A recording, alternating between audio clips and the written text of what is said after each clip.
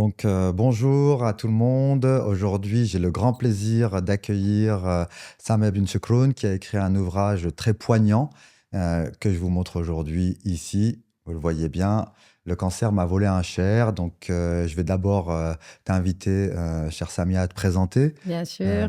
Alors, merci beaucoup, Wadi, pour ton invitation. Ça me fait vraiment chaud au cœur. C'est un sujet qui me passionne énormément.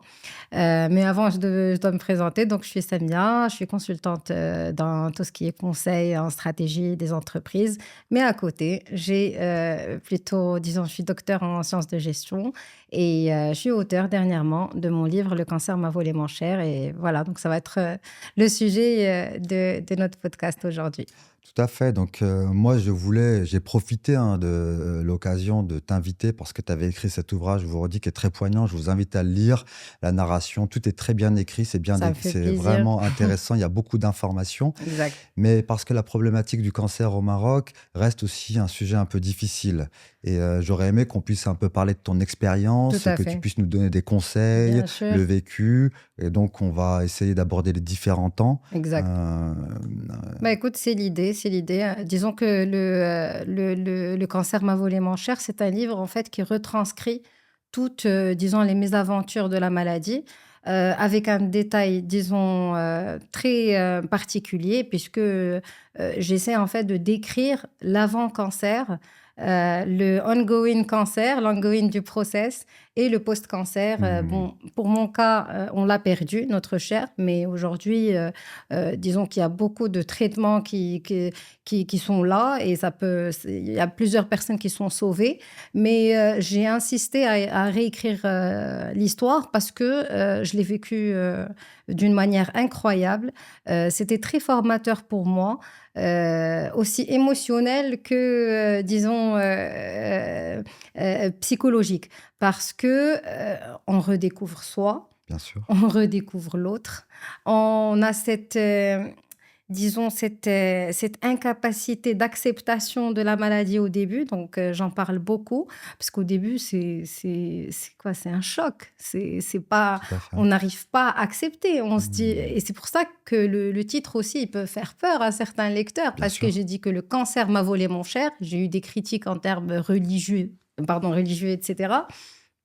Mais c'était en fait l'idée que la petite fille Alia a eue quand elle a appris que son papa a chopé le cancer. Bien sûr. Pour elle, c'est quelqu'un, voilà, c'est un petit désastre, un petit monstre qui est venu, qui lui a piqué son papa et il s'est barré. Hmm, Donc, j'ai beaucoup aimé, j'ai voulu, c'est-à-dire c'était conscient de ma part de faire cette relation entre la petite fille et le cancer. C'est comme si je l'ai hmm, personnalisé parce qu'en fait, finalement, là, on se rend compte que un changement d'attitude, c'est un tout à fait. changement de comportement, c'est Hmm, un changement de vie, c'est toute une adaptation, je dirais même une adaptabilité de la situation. hmm. Et tout ça, je le raconte.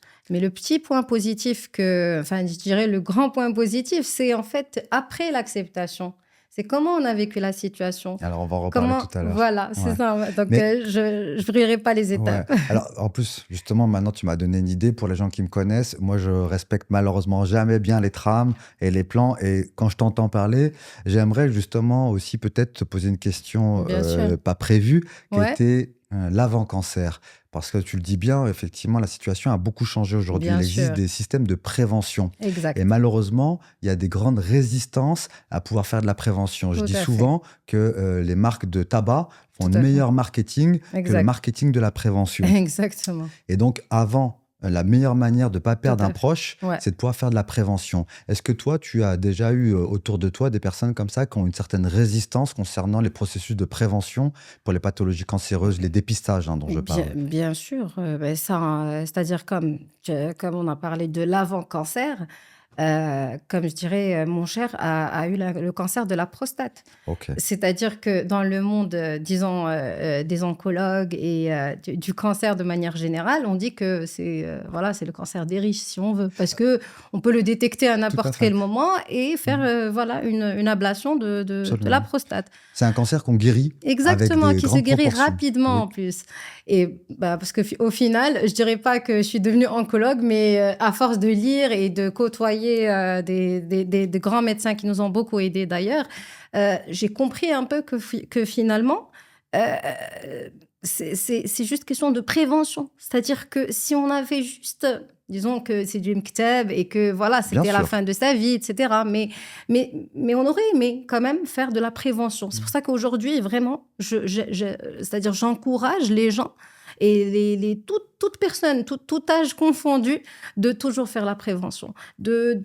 Si quelque chose ne va pas bien, c'est que c'est ton corps qui t'envoie un message, une alerte, comme quoi, va faire tes analyses, va voir ce qui se passe. Ça Est-ce- peut tomber sur tout Bien sûr. n'importe qui. Mais peut-être même on peut aller plus loin Oui, en envoyant ce message aux personnes qui vont nous regarder, bien que sûr. par exemple pour des cancers comme le cancer du sein, mais la prostate, qui sont aussi un petit peu avec une zone d'intimité, Exact. ne pas attendre le signal Tout d'alerte à et fait, de se tout dire il à y a des fait. procédures. Si j'ai une personne dans ma famille, par exemple, qui a eu un cancer du sein, Exact. après un certain âge, je dois faire des mammographies. Bien Pour le sûr, cancer c'est de la évident. prostate, c'est la même chose. À ton avis, qu'est-ce qu'on pourrait donner comme message aux gens pour qu'ils arrivent à franchir cette peur? Alors, c'est vrai que c'est une peur assez que je comprends d'ailleurs, mais le message que je dirais, c'est que ça soit pour vous ou pour votre proche ou pour une personne que vous aimez, ça pourrait vous donner beaucoup plus de temps après.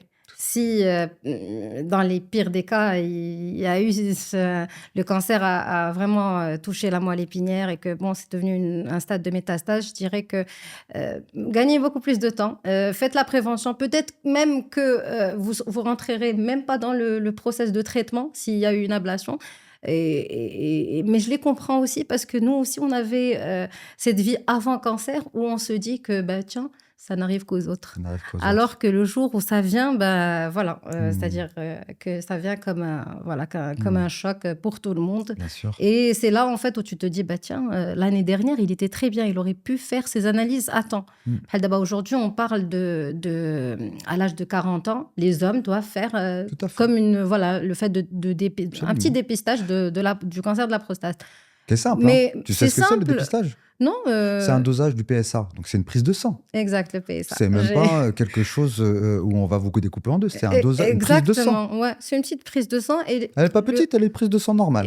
pourquoi on va attendre 40 ans? Tout à C'est fait. ça ma question, en fait, Alors, pour on les gens. attend 40 ans parce qu'avant 40 ans, le ratio, il n'est pas intéressant. Tu vas faire beaucoup de dépistages qui ne vont D'accord, pas être parlants. Mais après 40 ans, il y a des statistiques et a fortiori quand il y a des facteurs de risque familiaux. ouais. Mais je vais te poser une petite question Ouais, bien encore sûr. aussi qui n'a rien à voir. On va commencer à attaquer, t'inquiète pas.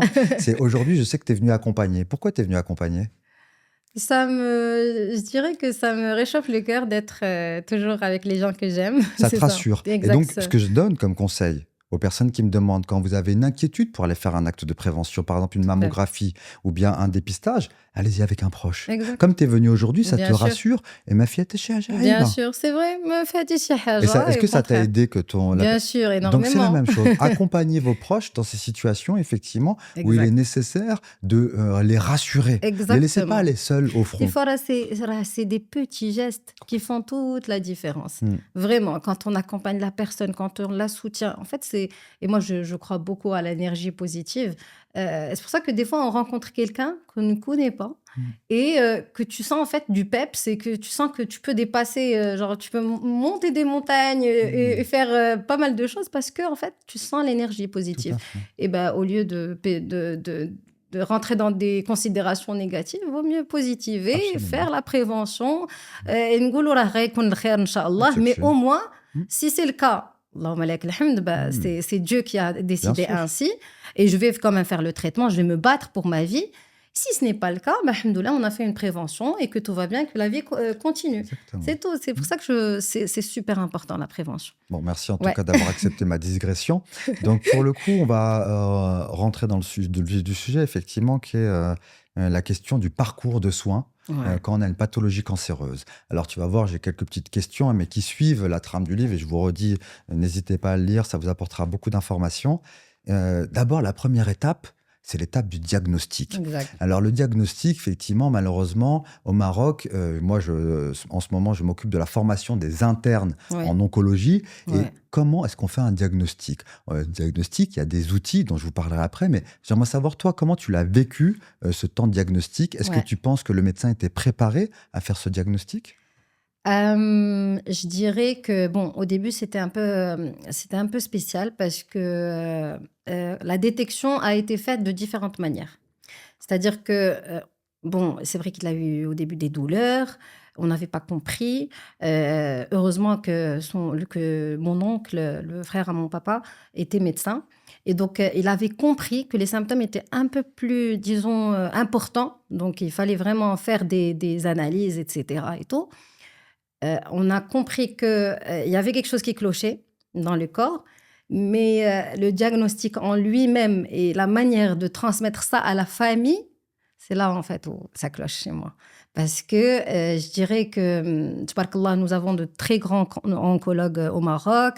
À aucun moment je dis que c'est question de compétences, mais peut-être que pour les oncologues, c'est-à-dire, c'est du chaque jour pour eux. C'est du quotidien de détecter des cancers, de dire à la personne et tout. Mais du coup, à un certain moment, peut-être que le côté humain est un peu, je dirais, banalisé. Surtout que ils ont ou là, عاوتاني, d'un autre côté, c'est mon incapacité d'accepter parce qu'il était tellement clair, le médecin. Il nous a expliqué que c'était un cancer de prostate qui est parti un peu loin. C'était des taux de 1700 en PSA. Donc, c'était pour nous de la folie. Et même pour le médecin. Mais j'en garde la vérité un petit mauvais souvenir dans toute cette aventure d'un oncologue. Ben, j'éviterai bien sûr le nom, etc. Mais c'était de la manière d'elle, écoutez, ça peut être 1 mois comme 3 mois. Et là, en fait, had le petit truc d'elle se prononcer Pronostic. sur ouais, le pronostic d'elle, le malade, et encore plus devant le malade et sa famille. Franchement, vous vous attendez à quoi? Genre, limite, s'il n'est pas mort du cancer, il va avoir une crise cardiaque sur place. Bien sûr. Donc, franchement, ce côté, c'est-à-dire, j'encourage beaucoup, s'ils permettent, bien sûr, les oncologues de manière générale, d'être beaucoup plus doux. Quitte à des fois, je sais que le patient en lui-même n'arrive pas à accepter, ni sa famille, ils peuvent être super ingrats ou sévères, mais c'est la douleur. Alors, Donc, il y a 2 réflexions autour de ça. Je suis d'accord avec toi, ce n'est pas un problème de compétence en oncologie, non, pas du mais tout. de communication skills. Exactement. Et qu'aujourd'hui, sur 4 ans de formation en oncologie, la formation en oncologie, elle existe depuis 2004 au Maroc. À D'accord. ton avis, combien d'heures ils ont pour traiter les détresses psychologiques chez leurs patients, qui sont chez 100% des patients? À un moment ou à un autre, il y aura du stress. Exactement. À ton avis, combien d'heures en communication les oncologues ont pendant 4 ans de formation? 4 ans de formation, en tout cas pour moi, ça doit être 0. 0. Tu me dis 0. 0 heure Bah, écoute, sur la ça se capacité à comprend. communiquer. Donc ça, c'est la première chose. Il est temps effectivement aussi de leur donner des outils. Ouais, Un des premiers outils, c'est qu'est-ce que le patient veut savoir. exactement. C'est aussi d'accepter de faire un diagnostic en plusieurs temps. Exact. Aujourd'hui, je vous reçois, nous avons trouvé des taux de PSA élevés, vous avez un Voilà. cancer, on va tout mettre en place pour vous Exactement. aider. Voilà. C'est C'est ça, en fait. يرجع ونتسناو يرجعوا وبشويه بشويه. Et même si peut-être راه des fois peut-être qu'il avait raison. ماشي peut-être il avait Il raison avait raison, mais ça n'était pas nécessaire de donner voilà, de jeter la du patate 1 chaude. mois à 3 mois d'un coup. Hier, on Bien sûr. était à la ferme. Aujourd'hui, tu me dis, mon père, il va Absolument. rester avec nous 3 Absolument. mois. Absolument. Franchement. Donc, où là, j'ai déjà eu une expérience où c'était la phase du traitement. Donc, je vais un peu rapidement et je reviens. C'était à un moment, bon, on savait que c'était la phase finale et que c'était métastasé, etc. Et là, on me dit clairement comme ça, écoutez, on va donner ce traitement, ça passe ou ça casse, de toute façon. Ouais. Et ça, je l'ai entendu Bien sûr. directement. Alors là, je suis quand même partie chez lui. Et je me Chez le rappelle, médecin? enfin, chez le médecin. Et je me rappelle, je lui ai dit, écoutez, même quand on parle d'un petit chiot, d'accord, on ne va pas parler de cette manière. Alors, sachant qu'on parle d'un être humain et que là, on c'est fait mon des père. traitements, et c'est mon père en plus. Et là, vous vous dites, ça passe ou ça casse parce que ça ne vous concerne pas, c'est ça. Et donc, c'est là où je me suis dit, il faut beaucoup d'empathie, Bien sûr. beaucoup, être très humain pour pouvoir non seulement détecter déjà la maladie, mais encore la faire accepter à ton Bien patient. sûr. Parce qu'au final, là, c'est une aventure que Bien tu sûr. auras avec ce patient. Ça va être une courte vie peut-être ou une longue vie, ça dépend du traitement. Mais on devient partie prenante dans ce projet de guérison. Tout à fait. Et donc, il ne faut pas le traiter. Et ça, c'est pour tout le monde. Je ne parle pas que parce que c'était mon père. Bien Même sûr. les autres patients. Moi, Bien sûr. même quand mon père il est décédé et tout, ça m'arrivait de partir à la clinique où Bien il sûr. se soignait et je voyais l'état d'avancement des autres. Il y en a ceux qui ont vécu, d'autres non. Mais par le moindre petit effort, je peux peut-être les accompagner, mais peut-être que je vais Bien les sûr. aider. Tu vois, donc... Bien sûr. Est-ce que tu as déjà entendu parler de ce qu'on appelle le traumatisme vicarien? Franchement, je veux bien avoir plus de détails. Alors, c'est finalement les personnes qui sont exposées à des situations difficiles à répétition. Ouais, Par exemple, les médecins oncologues. exact. Par exemple, les pompiers. Par Ouais. exemple, les avocats. Mm. Par exemple, les personnes qui travaillent dans des prisons. Oui, Petit à petit, le fait d'être exposé à ces situations fait qu'ils deviennent moins empathiques. On appelle ça en fait une forme de dépersonnalisation. c'est ça. Et ils traitent les personnes plus comme des individus, mais comme des objets. Pas par Exactement. malveillance, mais parce que ça devient une grande souffrance. Et pour se Exactement. protéger, ils mettent cette distance. Mais il y a des stratégies Mais il y a une pour solution. dépasser ça. Voilà, Et se c'est faire... ces formations. Voilà, c'est ça. C'est Mm. former, se faire à fait. accompagner. Absolument. Mais je connais plusieurs personnes qui sont, que ce soit psychologues, psychiatres, et qui sont eux-mêmes accompagnés. Bien sûr. Parce que je dirais aussi que votre métier, qui est psychiatre, Absolument. c'est super méga difficile. Moi, je trouve, t'entends les difficultés et en plus, dans l'oncologie, bah, ça fait rien que la personne soit aussi accompagnée. Bien sûr. Il faut bannir, elle dit que l'idée au Maroc que si je me fais accompagner, c'est que la chouma. Tu peux dire même le vrai terme, plutôt que accompagner, ça veut dire quoi? Qu'est-ce que tu veux dire? Dis-le clairement. Avoir un suivi avec un psychologue ou un psychiatre. Exact. Parce qu'accompagner, on pourrait imaginer quelqu'un qui marche à côté de toi, mais avoir un suivi avec un psychologue et un psychiatre. Exactement, c'est ça. Il n'y a pas de honte. Mais il n'y a pas du tout de honte. Laissons les chouma de côté. Parce que, comme tu as dit, c'est pas évident de passer par plusieurs périodes difficiles. Et encore moins, voilà. Alors justement, ça me fait rebondir à la seconde question. Ouais. Puisque cette période difficile, dans ton ouvrage, tu l'as décrit comme un vrai parcours du combattant. Exactement. Avec la question des traitements, la question même de la rechute. Est-ce que tu peux m'en parler un peu plus sur cette... Finalement, c'est pas que le temps diagnostique, c'est tout ce parcours. Tu parlais tout à l'heure de l'équipe, presque d'un combat qu'on doit faire. Exactement. Est-ce que tu peux en parler un peu plus, cette chronologie, cette situation qui se prolonge dans le temps? Exactement. Donc, alors, je vais caricaturer ça, en fait, comme quand on veut monter au sommet d'une montagne. Au début, déjà, quand on parle de l'idée, tu te dis, je ne peux pas aller là-bas, c'est pas possible. Je suis ni athlète, ni quelqu'un qui fait quelqu'un de super sportif. Donc, tu te dis, mais tiens, c'est possible, peut-être. Ça, c'était le choc au début, disons. Après, tu ne te rends compte que tu es fort que lorsque le seul choix que tu as dans la vie, c'est d'être fort dans cette situation. C'est-à-dire que si moi, je me sens mal dans cette situation, moi, je suis sa fille, c'est-à-dire que je ne suis même pas atteinte de la maladie, comment lui, il va se sentir? C'est là le degré d'empathie dont je parle. Et c'est là où le parcours du combattant commence. Parcours du combattant, pourquoi je l'ai dit? Parce qu'effectivement, pendant tout le trajet, on sent en fait qu'on court. C'est comme ces petits cauchemars qu'on a le soir. Alors, tu cours, mais en fait, t'es à ta place, tu bouges pas. Et c'était ça avec le taux de PSA. C'était à chaque fois 1700, après on refait les analyses, c'était 1900, après non, ça descend à 80. C'était flippant. Et à un moment, comment il y avait cette résilience? Comment on a pu arriver à ça? En tout cas, personnellement, que ce soit moi, Elia, donc je l'ai dit dans le livre, ou mes sœurs, ou mon frère, etc. C'est en fait en rendant les situations les plus difficiles en situations plaisantes où il y a de l'humour.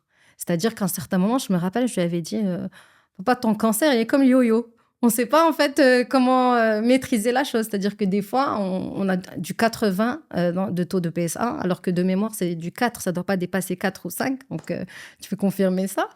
Et là, des fois, on a trouvé du 1800, du 1900, etc. Et donc là, à chaque fois, c'était comme quand chaque semaine, on attendait des nouvelles. Et chaque semaine, on a l'impression qu'on court. Et les années passent rapidement. Enfin, pas les années, parce que bon, finalement, c'est 18 mois. Donc, les mois, ils passent et on attend les réponses. Et en même temps, il faut positiver et rigoler. Et à la fin, quand on voit la personne, elle amochit, elle maigrit, elle s'affaiblit. Bien sûr. Le seul moyen, c'est vraiment de profiter de chaque instant. Tout à fait. Mais le Donc, mécanisme d'humour est un mécanisme de défense, hein. Est-ce que tu connais le mythe de Sisyphe? non, vas-y. Alors, le mythe de Sisyphe, Ouais. c'est une personne qui se retrouve condamnée par les dieux à monter un grand rocher en haut d'une montagne. Et dès qu'il arrive en haut, le rocher retombe et il doit retourner en bas et le Ouais, remonter à nouveau. Ça me fait penser à ça, c'est ce que ça tu en décris, fait. hein. C'est j'arrive, je me dis, on va y arriver, C'est et bon, tu d'un te dis c'est coup, la dernière fois. hmm, C'est bon, c'est surtout la première phase du livre. hmm, D'ailleurs, tout à je fait, parle en fait c'est bon, et il est guéri, son sourire il est là, il redevient mon papa, pas la personne malade. Parce qu'à un certain moment, là, il y a aussi, même dans la société marocaine, là, à un certain moment, on t'appelle, Allah yarhamou, Jawed. Mais à un moment, c'est Jawed le Mred. Mred, genre, ça devient une tu deviens identité, comme exactement, bien sûr. on identifie ça à la personne. Hmm, Et hmm, ça, hmm. c'est très malheureux. C'est triste, hein. C'est très Hmm. triste. Et du coup, c'est que le changement de statut. D'abord, quand la personne elle est célibataire, elle passe en mode marié. C'est un nouveau Tout à statut. fait. Ben, imagine quelqu'un qui était normal et on le met dans le statut de Tout cancéreux. à fait. Donc, C'est pour ça que moi, c'était je suis contre ce mot. Je suis contre le exactement. fait de dire c'est un patient cancéreux. Je dis c'est un patient atteint d'un cancer. Ce n'est Exactement. pas une Et identité. Tu as voilà. raison. Donc, l'identité, il faut, à mon avis, C'est de la en se com basant aussi, hein. sur Tout mon à fait. humble Bien sûr. expérience, il faut vraiment la bannir. Absolument. C'est-à-dire que c'est pas Mm, des mm, cancéreux, mm, c'est mm. des Tout personnes à fait. atteintes de cancer et ça peut arriver à n'importe qui. Donc, le parcours du combattant, franchement, pour pas spoiler les gens, mais en tout cas, je donne vraiment les détails de mon livre Ouais. et on a l'impression effectivement que on est au sommet de la montagne et on C'est pour ça que je redescend. Et t'invite à donc, lire ce mythe de Sisyphe, ça te parlera. Alors, effectivement, la problématique du cancer, elle est plus complexe que ça aussi, parce que associé au cancer, il n'y mhm, a pas que le cancer. Le cancer, il crée des symptômes, de la douleur, de la fatigue, de la dénutrition. Tu parlais tout à l'heure exactement. de l'altération de l'état général, mais aussi de la détresse émotionnelle, le petit vélo qui tourne C'est dans la ça, tête. c'est ça. Est-ce que pendant tout ce parcours, que ce soit pour toi, que ce soit pour lui, pour Ouais, ta famille, vous avez pu bénéficier de ce qu'on appelle les soins de support, qui sont la prise en charge des symptômes associés au cancer? oui. De façon spontanée, est-ce qu'on vous a proposé, dès le début, de pouvoir bénéficier d'un accompagnement, d'une prise en charge de la douleur? Alors malheureusement, non. Mais on a appris à le faire nous-mêmes. Je te cache pas, ouais, avant, tu aurais pu parler de soins de support, soins palliatifs, etc. Je t'aurais dit, S'il y avait. c'est quoi ça? Mmh. Je connais pas. Mmh. Et en même temps, la clinique en question n'était limite pas concernée par ce volet-là. C'est Ils comme si faisaient on traitait onco. la fièvre. D'accord. Tu vois, donc c'est pour ça que je te dis le côté communication, le côté humain, côté support. euh, c'est vrai qu'aujourd'hui, il y a une prise de conscience. Il y a, et je le sens d'ailleurs, je sais que les gens, même les gens normaux, ils sont même pas atteints de cancer et ils ont besoin de support, d'accompagnement, de suivi, etc. Aujourd'hui, on en parle, mais avant, bon, quand je dis avant, c'est juste il y a 5 ans, 6 ans de cela. J'ai appris moi-même j'ai fait des recherches, Mmh. comment le supporter, comment l'aider, comment... Donc tu as euh, construit tes soins de support, mais toi et ta famille, bien pour sûr, que et chacun différemment. mmh, C'est-à-dire que je dirais que quand mon père avait besoin de discuter en long et en large, des fois c'était des discussions, c'est-à-dire assez difficiles. avec vous, tu veux Oui, dire? oui, avec moi. C'était des discussions, c'est-à-dire assez difficiles à accepter, c'est-à-dire il n'arrive plus à se projeter. Et donc il venait chez moi. Donc c'est là où il avait des longues discussions avec Alia sur le livre. Quand il avait besoin de dès que le côté enfant, il partait chez Razad, donc c'est Aya, ma sœur. Quand il avait besoin c'est-à-dire de positivité et où il ira la semaine prochaine, la semaine d'après tout, il parlait à Nour, qui est ma mère. Donc, c'est comme si tu dis, les 5 personnalités, ou là, les personnes qui entourent le papa dans le livre, c'est des formes de Tout support à fait. que je n'ai pas essayé de... Enfin, Mais qui c'est qui supporte le support? eh ben, c'est ça la question. Mmh. Moi, à l'époque, je me suis pas faite suivie, malheureusement, je le dis, parce que je me croyais forte et je faisais la fille super là, super. C'est-à-dire, j'avais pas de barrière. Je mettais aucune barrière pour mes Tes propres émotions? émotions. Quand est-ce que je l'ai eu? C'était en fait à la fin. C'était à la perte de mon cher. C'est Mmh. là où je me suis rendu compte que j'étais au stade le premier stade, c'est-à-dire que j'acceptais toujours pas l'idée du cancer, Ouais, t'es dans le alors que déni lui, il était encore. éteint. C'est bon, c'était la fin. Tout à fait. Et c'est là, en fait, où il y a eu la prise de conscience et j'ai compris qu'il fallait que je consulte. Bien sûr, j'ai consulté pour faire mon deuil. J'ai fait des recherches et j'ai écrit. Et c'est là, en fait, où j'ai trouvé toute ma thérapie. Je comprends. J'ai écrit le livre. Est-ce qu'il y a eu des moments justement où dans le parcours de ton père, il y a eu des moments de douleur physique et est-ce que ces douleurs, elles ont pu être entendues par le corps médical et accompagnées, prises en charge? Oui, la vérité, quand il s'agissait de douleurs physiques, Ouais, et rien pour, je tiens à mentionner une chose, c'est que quand il y avait les douleurs physiques qui étaient à leur, c'est-à-dire paroxysme au max, paroxysme, les douleurs, enfin, la santé mentale, elle était à son ça va déclin. avec, hein, Ça va bien avec. sûr. Du coup, quand on partait, il y avait des douleurs physiques, genre c'était à 3 heures, 4 heures du matin, je mettais mon capuche, bah oui, je le prenais avec ma mère, on partait, à la clinique et à l'époque, j'étais dans l'audit et je devais livrer enfin des rapports de fin de mission. Je sais pas comment j'ai fait, ouais, dire Mmh. franchement. Et c'est là, en fait, où j'ai compris que le côté support, c'est pas ça. C'est-à-dire qu'on te calme ta douleur et tu calmes ta joie. Donc ça veut dire qu'il y avait une prise en charge de la douleur uniquement De la douleur, physique. exactement, Ok, physique. C'est-à-dire que هاو تهدن بلي douleur. Parce que, الله يرحمه, à la fin, c'est des douleurs vraiment insupportable. Mmh. insupportables, apparemment. En tout cas, c'est ce qu'il me disait. Et lui, il était dans tout ce qui est immobilier. Et donc, il me disait, écoute, c'est comme quand on fait les grosses œuvres. Tu vois, quand ça bouge, c'est que ça bouge. Au Et il me marteau-piqueur, quoi. disait, c'est le marteau-piqueur. Et voilà, quand il était à l'aise, il se calmait, genre avec les douleurs, etc. Ben, sa santé mentale, Bien ça y est, il sûr. n'était plus avec nous. Mmh. C'est-à-dire, il réfléchissait autrement, il était dans un autre monde. Mmh. Et pour lui, le médecin, genre, ouais, je t'ai donné une dose de cheval, tu vas être super bien. Mmh. C'est pas question de dose de cheval. Non.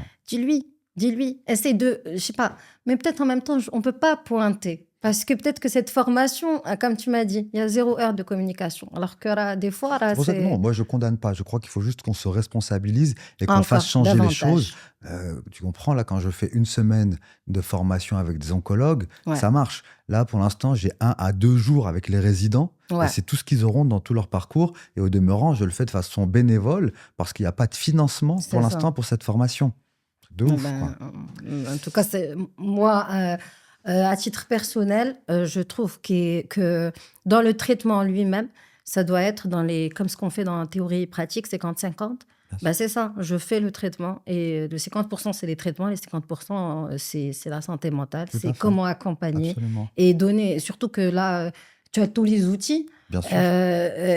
j'en doute pas, donc ils seront Absolument. vraiment gâtés Absolument. Et surtout de... que 100% des patients vont éprouver du stress. Ah oui, C'est-à-dire qu'un patient à qui tu fais un diagnostic de cancer et qui ouais. dit ah ça va, c'est pas grave, je suis pas stressé, Hmm. ça n'existe pas. Non, mais non. Et donc c'est pour ça que c'est pas comme si c'était 1 ou 2% de nos patients. Mais non, mais Mm. au contraire. D'ailleurs, moi, je le faisais juste à travers. Parce que des fois, quand on vit la chose, d'ailleurs, mon cas, Qu'est-ce que tu veux dire par la chose? la chose, c'est le cancer. Ouais. Tu vois, on a encore même Exactement, des parce que moments. c'est exactement, C'est un c'est mot qui paraît difficile. dur C'est et en c'est même temps il ça, faut qu'on puisse le dire librement. exactement. Donc Donc, mon expérience, en fait, avec le cancer, c'est que rien que le fait que le médecin l'avait dit à mon père, moi, c'est pas que j'ai stressé, moi, j'ai eu la trouille. mm, Donc, imagine le patient en lui-même. Tu vois, donc, à mon avis, ce serait bien d'accompagner les deux. tout à fait, C'est-à-dire absolument, santé mentale plus traitement. absolument, Et en fait, c'est ça, c'est détruire la connaissance autour du cancer et construire quelque chose de absolument. plus, disons, c'est une maladie qui est assez dure par rapport aux autres, mais curable pour le Tout moment. à fait, Peut-être que, comme j'ai dit, le positif attire le positif. complètement. Ça peut le faire. Il y a une étude qui est apparue maintenant il y a plus de 10 ans Mhm. par une équipe de Boston qui montrait que la prise en charge par une équipe de soins de support associée à la prise en charge par les oncologues améliorait la survie et l'espérance de vie. Bien sûr. Donc là-dedans, on comprend, c'est-à-dire que les gens, ils évitent, au lieu d'avoir mal et de ne pas faire un rendez-vous, de ne pas faire une chimiothérapie, vont pouvoir aller plus loin dans leur traitement. Exactement. Et ça évite Exactement. justement d'arriver à cette phase dont on va parler maintenant, qui Ouais, est la question de la phase palliative. Quand à un exact. moment, on prononce ce mot, alors voilà, on est en phase palliative, on n'a plus de traitements qui permettront de guérir Mmh. la personne, on va essayer de augmenter son espérance de vie, augmenter Exactement. son confort. Donc je sais que vous avez traversé aussi Bien cette sûr, épreuve. bien Comment sûr. ça s'est passé, l'annonce? Comment ça s'est passé après même pour ton père, pour vous, cette situation-là et la gestion un peu de l'ensemble de la situation? Alors moi, comment je décrirais la phase, disons palliative? Je la décrirais comme lorsque tu as, par exemple, une petite fleur à la maison et que chaque jour tu lui dis un mot positif et que, à la fin du mois, après 2 mois et tout, tu la vois vraiment fleurir.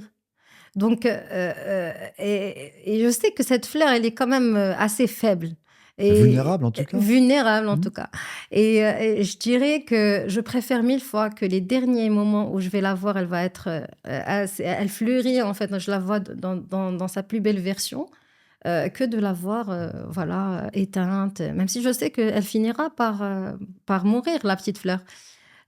Donc c'est ça en fait comment je caricature. Donc Mmh. هاديك la période ديال on sait que le traitement Ne guérira ne plus. guérira plus.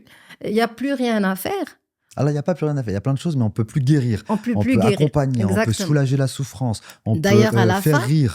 à la fin, je me rappelle très bien, il y avait un médecin qui est venu et il nous a dit: «Écoutez, ça a touché ça en tout cas, je me rappelle pas, ça a touché quelque chose dans le corps humain il fallait faire une petite opération, je sais pas quoi, mais mon père, il bougeait plus». Mmh.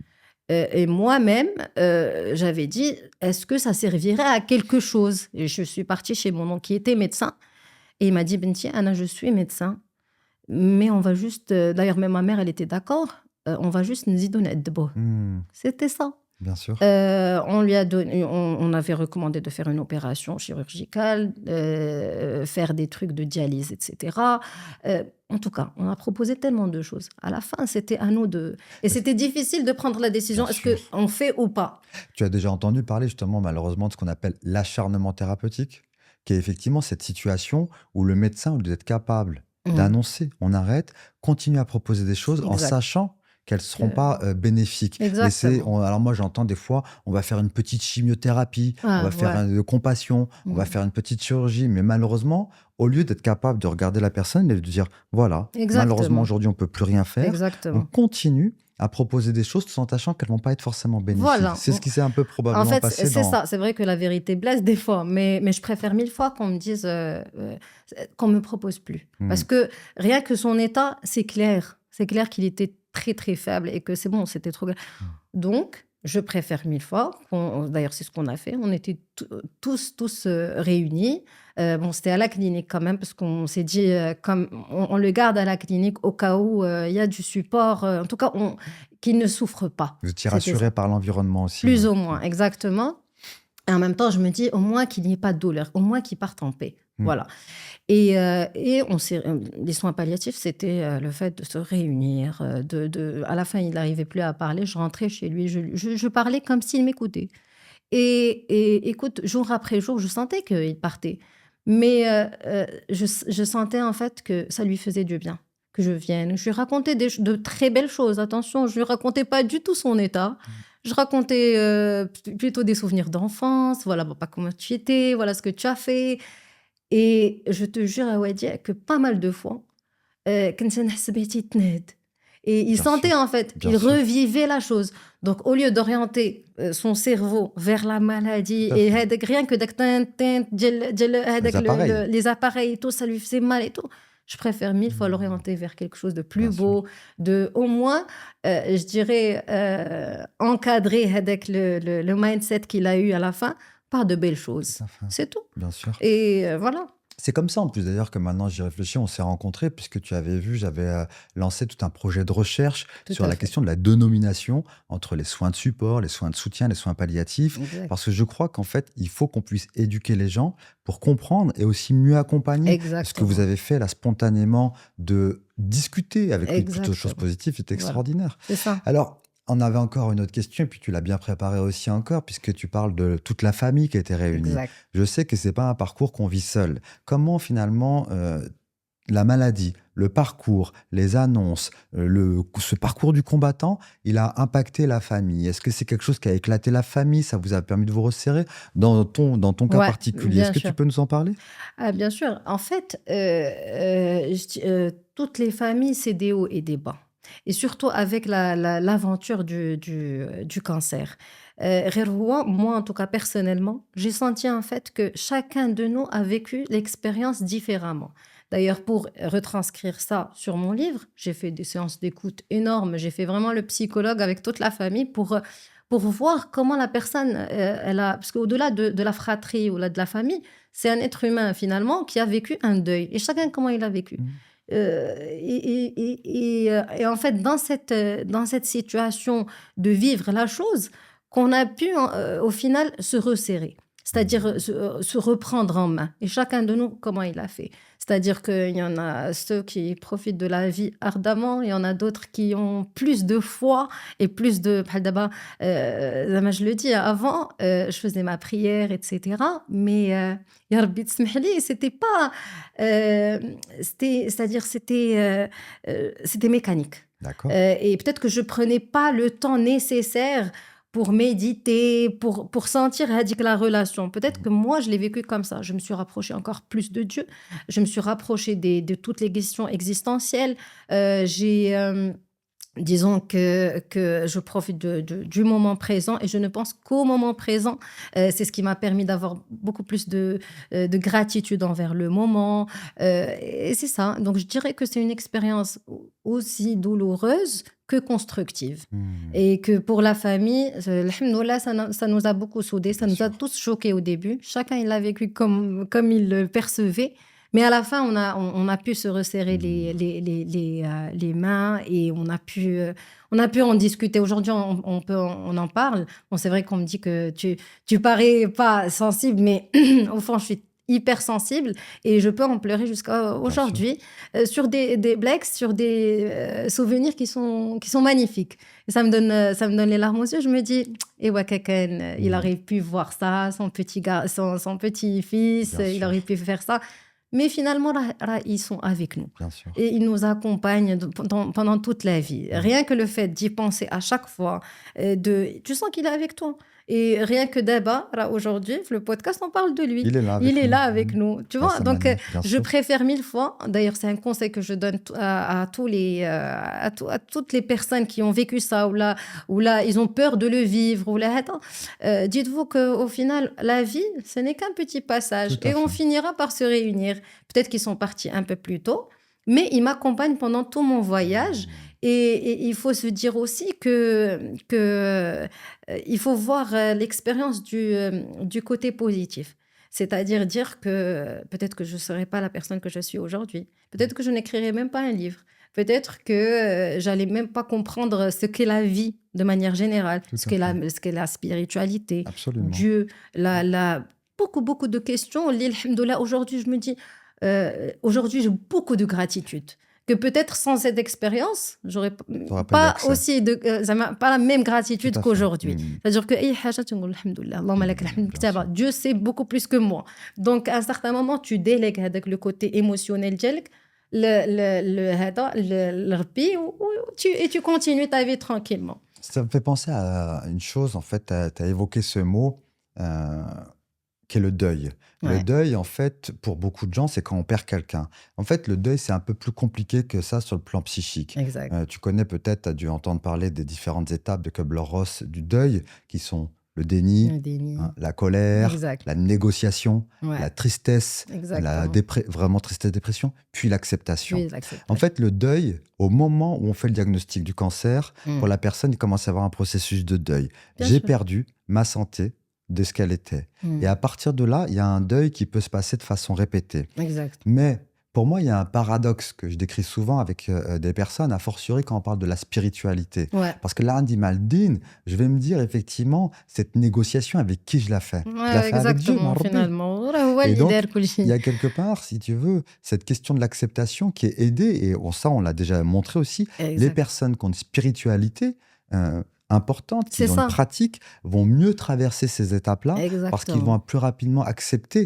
Et donc, c'est vrai que quelque part, j'invite aussi les gens à se rapprocher de cette spiritualité. Et pour moi, la spiritualité, bien sûr, Quel que c'est soit, la ouais, religion, mais je dis exactement. souvent aussi que la première forme de spiritualité pour moi, c'est notre famille. Exactement, Et c'est de se vrai. rapprocher de ces choses-là essentielles Exactement, parce c'est qu'on important. perd quelque chose, mais c'est quelque chose qui ne nous appartenait pas. Exactement, c'est ça. Cette idée que j'ai perdue est Ouais, déjà une erreur puisque ça ne m'appartenait pas. La vie exactement, ne m'appartient pas. c'est Et sûr. dans le bouddhisme, on dit que la source de nos souffrances, c'est nos attentes. Exact. Et pas Parce que tu d'attente, t'attends pas de toujours. souffrance. Exactement. Et on devrait aussi se dire, ben, prenons ce qu'on a à prendre et Mhm. ce qui ne nous appartient pas ou qui ne nous est pas offert, laissons-le. Hein. Exactement. D'ailleurs, il y a un passage dans le livre où il y a une discussion entre Alia et Nour, sa Ouais, maman. Et Alia, telle qu'elle est, c'est une personnalité qui est assez, disons, révoltée. Et donc, elle doit toujours comprendre ce qui se passe et tout, tout en ayant un côté super enfant. Et là, elle dit à sa maman, «Maman, mais qu'est-ce qu'on peut faire? Mais je dois faire quelque chose, c'est pas possible». C'est comme si c'était, voilà, c'est la pyramide de la famille qui est en train de, voilà, de se déstabiliser, de partir petit à petit feu. Et là, elle l'apprend, c'était ça le moment de maturité dans le livre, et elle lui dit: «Écoute, si c'était quelqu'un, on aurait pu, c'est-à-dire, déployer toutes nos forces et tous nos efforts pour aller le battre, genre vraiment. Mais là, est-ce que tu vas te battre avec qui? Avec Dieu, hein?» Et ça, c'était vrai. C'était bien vraiment une sûr, discussion entre moi et ma mère. Elle m'a dit, j'imagine. à un certain moment, la seule chose que tu puisses faire, c'est تفوض أمرك الله. Tu prends, le dossier, il n'est plus à ta disposition, mais à la disposition des cieux. Mm, Et donc, c'était un message fort où bien je me sûr, suis dit, ça peut arriver à tout le monde bien et il faut sûr. accepter. Il faut Mm. accepter réellement, c'est-à-dire avec un cœur tranquille, c'est-à-dire avec le cœur blanc. Je Avec t'ai la dit, foi, hein. voilà, avec la foi. Alors justement, comme tu parles de ce message, est-ce que tu aurais un dernier message que tu voudrais transmettre aux familles, aux personnes qui pourraient à un moment traverser ce genre d'épreuve, pour les aider, pour mieux comprendre et Alors, moi, je dirais à tous ceux qui nous ont suivis sur, ce podcast que, il faut vraiment choisir, enfin, il faut vraiment profiter de chaque moment, de vivre le moment présent et de chérir les moments avec nos familles et se dire que, de toute façon, que le cancer soit là ou pas, la vie, the whole life, est passagère. Donc, vaut mieux écrire son propre histoire. Et voilà, donc profiter de chaque instant. Et c'est des personnes, quelle que soit leur force au début, parce que ça peut être le père, la maman, etc., quelle que soit la force qu'ils montrent, c'est des êtres humains qui ont besoin de beaucoup d'accompagnement, beaucoup de support. Et aussi, le point des soins de support et palliatifs, c'est super important. Et voilà, j'espère aussi qu'au Maroc, on donnera beaucoup plus d'importance à ce volet-là de Inch'Allah. communication, de communiquer sur le cancer, dire le cancer comme ça, pas la chose comme tout à l'heure. Et, euh, C'est ce que tu as et, fait, et voilà, c'est ce qu'on exactement. fait aujourd'hui. Exactement, c'est Hein. ça, c'est ça. Donc je te remercie, Samia, d'avoir Merci accepté beaucoup, cette Adi. invitation, d'avoir pris le temps et merci à vous tous aussi de nous avoir suivis. Merci, merci à tous.